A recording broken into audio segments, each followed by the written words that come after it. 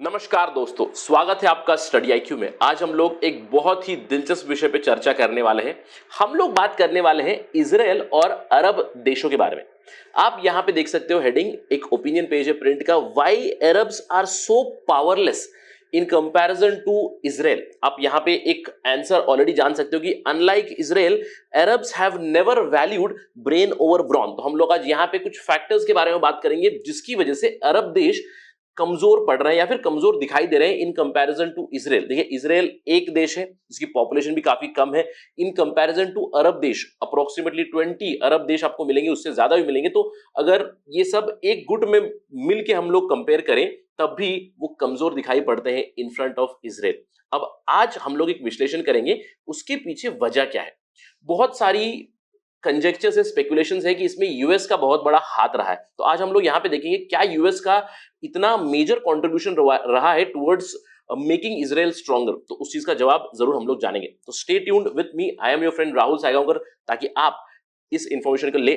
और अगर आप मुझे फॉलो करना चाहते हो, you can follow me on the ID @RahulSai222। अगर आपको कोई सवाल, कोई डाउट है तो आप मुझे डायरेक्टली मैसेज कर सकते हैं इंस्टाग्राम पे। इसके अलावा अगर आप यूपीएससी सिविल सर्विसेज एग्जामिनेशन की तैयारी कर रहे हैं which gives you entry into elite IAS and IPS, it is a golden opportunity for you. हमारा स्मार्ट कोर्स बना है जहां पे प्रीलिम्स, मेंस, बहुत ही कॉम्प्रिहेंसिव कंटेंट है। Just visit the details that are given here to know more and avail the services. चलिए जानते हैं हम लोग ये डिस्कशन क्यों कर रहे हैं। हम क्वाइट श्योर कि पिछले कुछ दिनों में आपने खबर ये बहुत जरूर सुनी होगी। मई 10 से लेकर मई 21 तक 11 दिनों का एक कॉन्फ्लिक्ट चला इजराइल और गाजा के बीच। फाइनली 11 दिनों के बाद एक सीज फायर कॉल किया गया।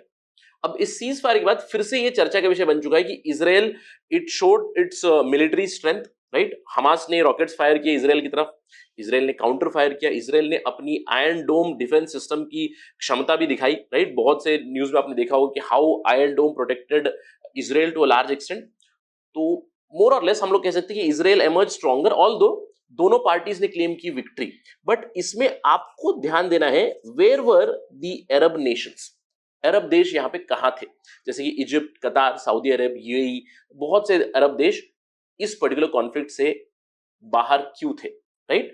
तो ये बहुत ही जरूरी पॉइंटर बनता है क्योंकि इजराइल की अगर हम लोग स्ट्रेंथ की बात करें, today it has become very very powerful. तो आज हम लोग फैक्टर्स देखेंगे, अरब देशों का एक कंपैरिजन करेंगे इजराइल के साथ और देखेंगे क्या प्रॉब्लम है अरब देशों की, why Israel has gone far ahead of these Arab countries.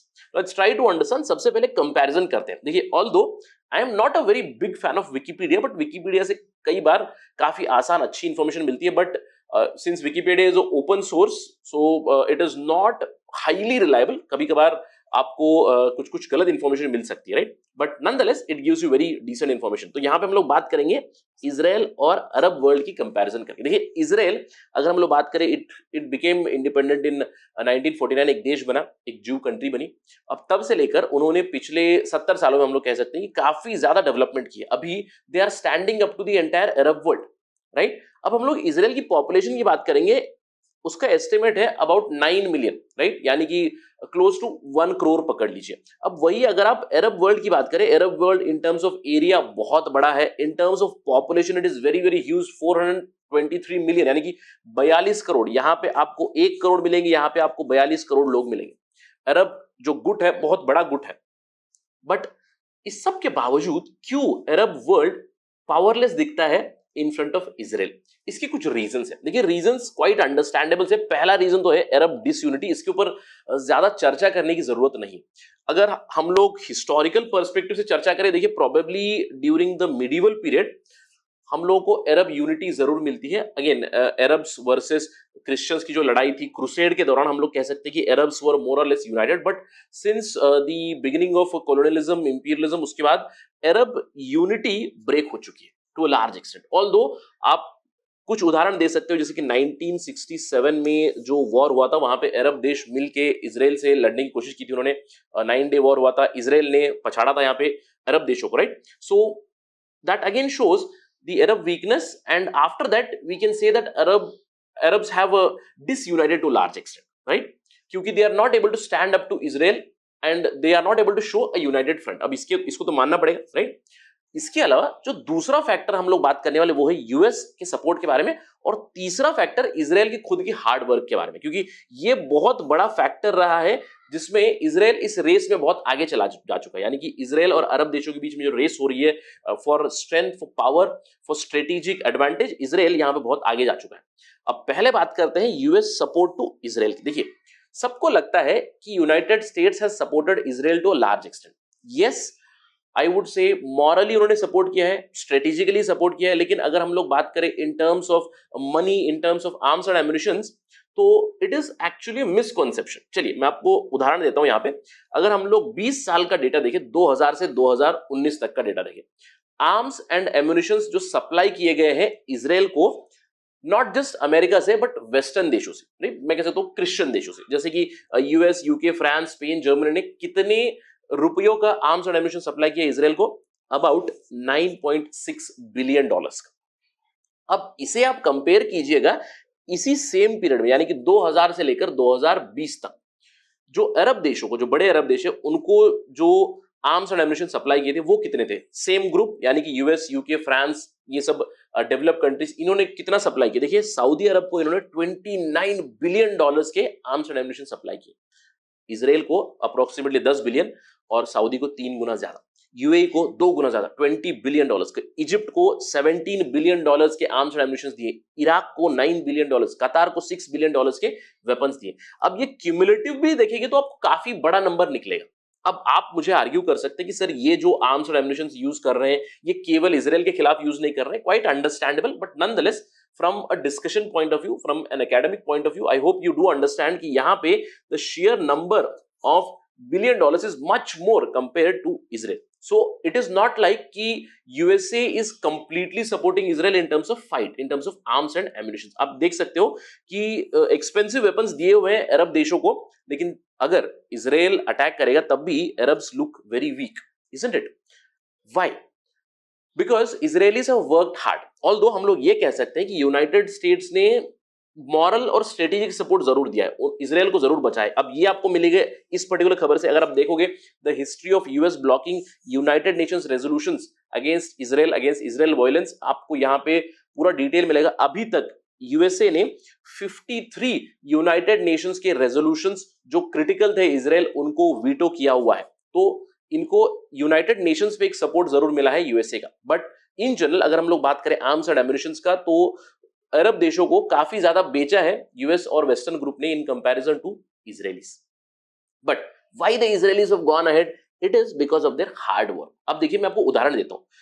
जैसे कि हम लोगों ने शुरुआत में देखा था कि Israelis are more about technological development of brain rather than brawn, right? But Arabs have focused more and more on brawn. जैसे चलिए अब बात करते हैं 1966 से लेकर अभी तक 12 इजरायलीज को नोबेल प्राइज मिला हुआ है, right? Nobel prize have been given to 12 Israelis. Out of that अगर हम लोग बात करें, देखिए पीस प्राइज मिले हैं, क्योंकि it's a volatile region, 3 peace prize मिले।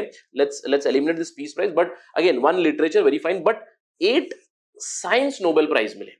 इससे क्या पता चलता है कि इससे साइंस एंड टेक्नोलॉजी के डेवलपमेंट इजराइल में काफी ज्यादा है। इनफैक्ट अगर हम लोग इजराइल की बात करें, इजराइल के पास नोबेल प्राइजेस पर कैपिटा, यानी कि अगर आप उनकी पॉपुलेशन को देखिए और उनके नोबेल प्राइजेस को देखिए, it is actually more than USA, France and Germany. In fact in terms of share numbers, India से भी, चाइना से भी, स्पेन से भी ज्यादा है इजराइल के पास नोबेल प्राइज। अब यहाँ पे साइंस में obviously there is also economy involve. यहाँ पे इकोनॉमिक्स में एक बहुत ही इंपॉर्टेंट नोबेल मिला है इजराइल को, डैनियल कानेमन का। उनको मिला हुआ है फॉर बिहेवियरल इकोनॉमिक्स, राइट? उनकी एक बहुत अच्छी किताब है thinking fast and slow, a very good book, appreciable book, right? So Daniel Kahneman has got Nobel for economics. इसके अलावा 7 प्योरली साइंस बेस पे आप कह सकते हो, फिजिक्स, केमिस्ट्री, मेडिसिन, इन सब चीजों में अवार्ड मिले हैं, राइट? इसके अलावा अगर हम लोग कंपैरिजन करें इसकी अरब देशों के साथ, सिंस 1966 इटसेल्फ अरब देशों में 8 नोबेल प्राइज अवार्ड किए गए हैं। अब इसमें से 6 नोबेल प्राइज पीस के लिए गए। अगेन क्वाइट अंडरस्टैंडेबल, क्योंकि वोलेटाइल रीजन है। बट अगर आप साइंस के नोबेल प्राइज देखें, केवल 1 नोबेल प्राइज मिला है साइंस का in the entire Arab world, right? So this is a very very interesting, और this shows how far the Israelis have gone, isn't it? अब अगर हम लोग बात करें और भी हार्ड वर्क की, देखिए इजरायलीज, नॉर्मली इजरायलीज और Jews, I can say Jews are very very much business oriented, तो वो हमेशा बिजनेस पे, वो इकोनॉमिक डेवलपमेंट के ऊपर काफी ज्यादा फोकस करते हैं, और अभी तो मिलिट्री डेवलपमेंट के ऊपर भी वो लोग फोकस कर रहे हैं। इनफैक्ट अगर हम लोग इसराइल की बात करें, आपको ये लग रहा होगा कि यूएस ने और वेस्टर्न ग्रुप ने इसराइल को इतने कम आर्म्स एंड आर्मामेंट्स क्यों बेचे हैं इन कंपैरिजन टू अरब्स, क्योंकि इसराइल खुद डिफेंस प्रोडक्शन में एक पायनियर बन चुका है। इनफैक्ट इसराइल काफी ज्यादा डिफेंस इक्विपमेंट्स इंडिया को भी प्रोवाइड करता है। This clearly shows that they are more and more enterprising, right. तो इसराइल की बात करें, इसराइल में अभी करंटली ये कहा जाता है कि 6000 से भी ज्यादा स्टार्टअप्स है, और उन स्टार्टअप्स में से 30 से भी ज्यादा टेक्नोलॉजी स्टार्टअप्स है जिनको यूनिकॉर्न स्टार्टअप कहा जाता है, यानी कि $1 बिलियन से भी ज्यादा उनकी वैल्यूएशन है। सच startups are found in Israel in large numbers, isn't it? अब इसके अलावा अगर आप देखिए साइंस एंड टेक की, this is a news from 2018-19।